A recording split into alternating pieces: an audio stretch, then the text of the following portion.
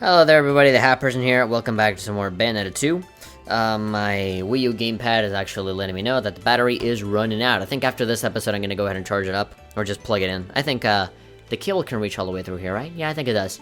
Anyway, I think, yeah, I should watch out for the battery life on this. I did hear that the battery life on the gamepad really isn't all that good, and I really can't blame it. I mean, it's outputting some pretty high def, awesome visuals on the pad. You know, I can get, like, the Vita or something, like, I don't know what I was trying to say. Like, there are other, like, mobile, like, pads and stuff that don't really, like, have to do that big of a work. But here, they literally has to translate the same thing that you're watching on a TV on this tiny little screen, so, yeah, can't blame them. Wouldn't it be cool if the Wii U was, like, just the gamepad?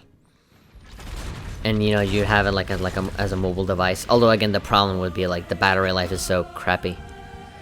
But anyway, we have this cable that you can charge it up with, and it's fine. Ah, okay, this is one of my favorite levels. The Great War of 500 Years Past. Yeah, I remember this one. Yeah, you're essentially just playing with Gundams with giant robots. A witch's ultimate weapon. A fragment of a memory that somehow escaped from the notebook it was written in. Yeah. That's some Alice in Wonderland shit right there. Is an idea that got lost in the basement and now I can't find it. Where's my idea? Did I leave it under the bed? You know, just that kind of really weird, odd, almost pretentious sounding thing. You know?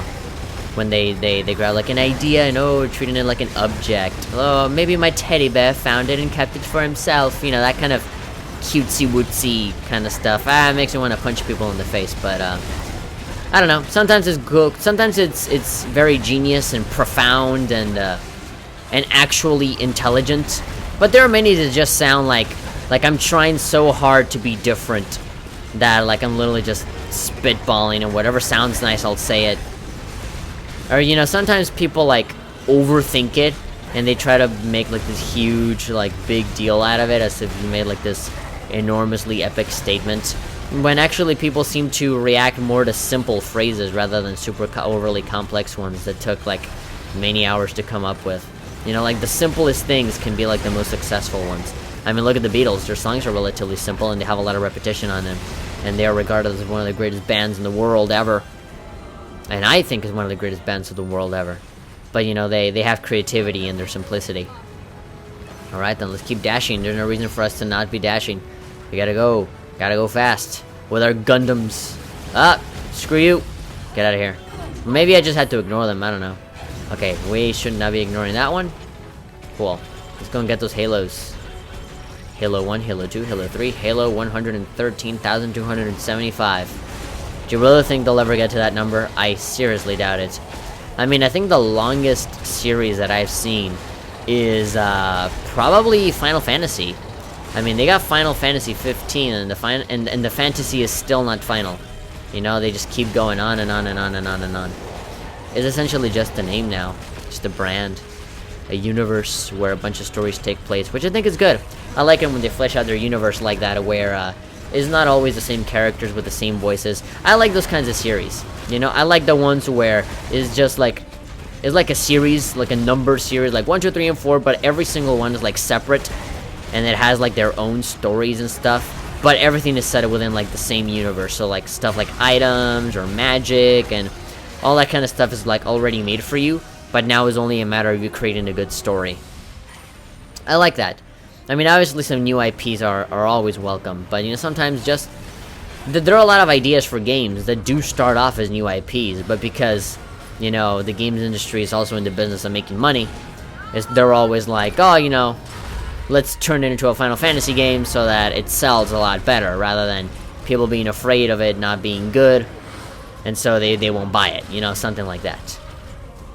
And like that, you know, like the marketing for the game was going to be way easier if they say that it's a Final Fantasy game rather than a brand new thing that you don't know anything about, you know? Which I understand, you know, I understand why sometimes companies milk, or you know, they just milk to death all of these different series. But, yeah, I mean, sometimes they gotta budge. They gotta get out of their comfort zone and do something new, but who knows? I mean, sometimes when you have success, I mean, you gotta roll with that success. and I understand that from a business perspective. But in terms of like art, and in terms of like, you know, I don't know, not principle, but as like from the perspective of passion and looking at video games as an art form, then yeah, it's good to always make something different. I mean, there really is like independent gaming, like indie games and all that kind of stuff. You rarely see any sequel. Like, you'd be very hard pressed to find like a long series of games from an indie studio, you know? It's like there will always be just one Shovel Knight, and there will always be one Braid, you know? Very rarely do you have, you know, like, you know, sequels. I think you have Bleed, with Bleed 2 that hasn't even come out yet, I think. You have the Banner Saga 2, which also hasn't come out yet. You have, what other like indie sequels are there? Man. Well, I guess you could consider Five Nights at Freddy's, right? That's like one of the more popular sequelized ones. Five Nights at Freddy's 2 and 3. You also have, which other ones? I guess there's some of them that are like follow-ups that take place in the same universe, but they're not really like sequels per se.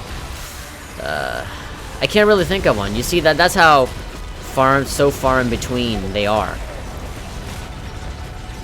Sorry if I'm not talking, I'm like getting distracted by this giant train head looking thing. Yeah, I mean, his head looks like the front of a train.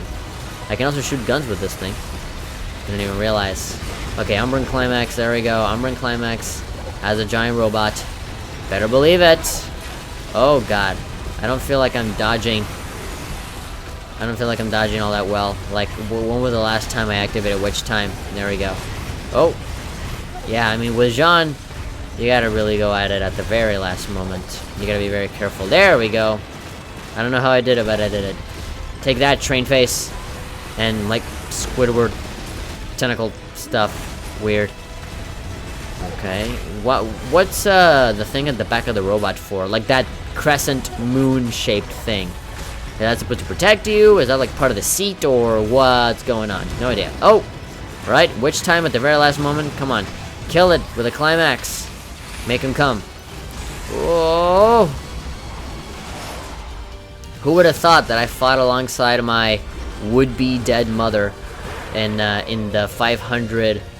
in the war that happened 500 years ago against witches. Yeah, I didn't even know that thing was there. That was just accidental. I was like, whoops, sorry. I accidentally threw it into a guy's face. And now he's gonna vomit.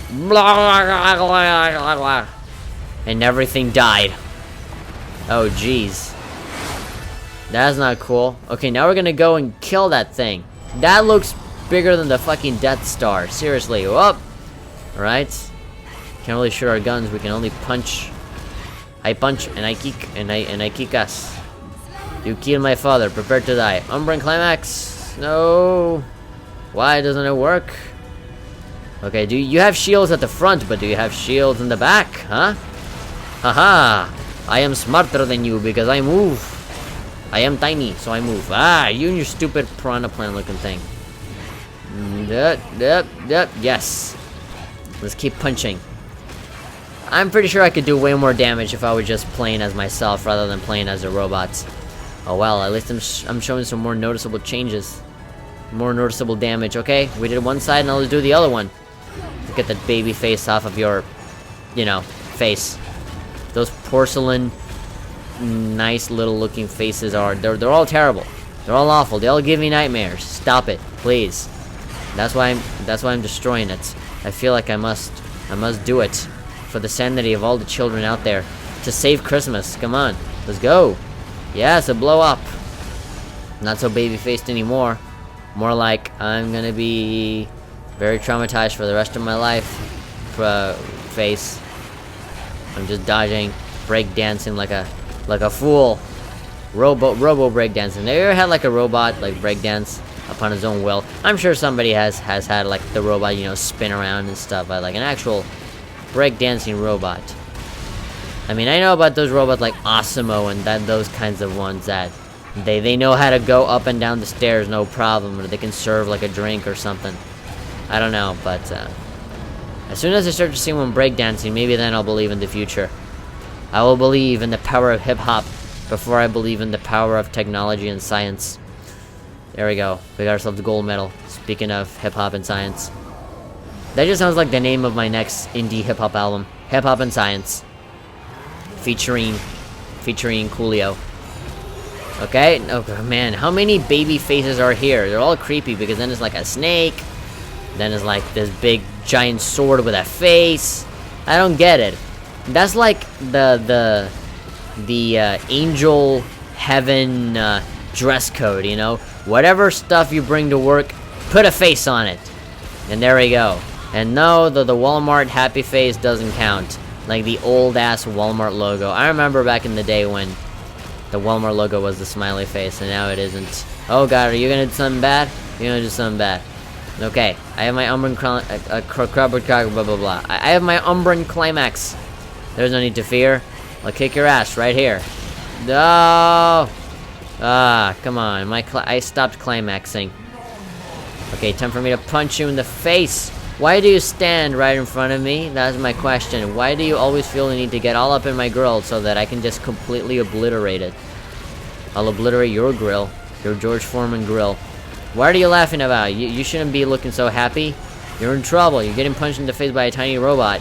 Or at least tiny in comparison. Jesus. Okay? Yeah, speaking of Jesus, where the hell is he? He won't help you? Huh? Come on. Oh, God. Damn, that laser is certainly something out of this world. Like, I've never seen that kind of laser. Very trippy in how, like, non-destructive looking it looks. It looks like something out of Dragon Ball Z. Is like, the special Katana Ramadama beam. Okay, I'm assuming I got a button mash here. Oh, did she just, like, shoot the finger and put it into the keyhole? Like, hey. The trump card. The magic middle finger. And then it just flew off. Stone metal. Oh, well. That's what you get for being a robot. Stone. And we're done. There we go. The witch hunts, that really wasn't that big of a deal. That was rather short, actually. But again, I'm only getting, like, the total time for the entire video recording, so I can't really tell if that was, like, 10 minutes, 20 minutes. I don't know. As far as I know, that was 10 minutes. It did feel rather long. Anyway. I think I'm gonna stop it right here. Yeah, okay, we're on the penultimate level. We're very close to finishing. Okay, then so I'm gonna go and get the charging up Wii U gamepad cable from my brother, so we can just pull through in this last little push to the end. Oh boy, how long? Yeah, I'm 10 seconds away from recording for 3 hours. Jesus. Anyway, we're so close to the end. I gotta do this now, or else I'll never finish.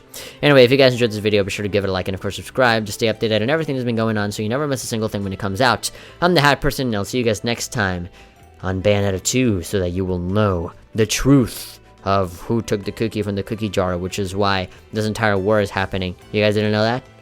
Anyway, see you later.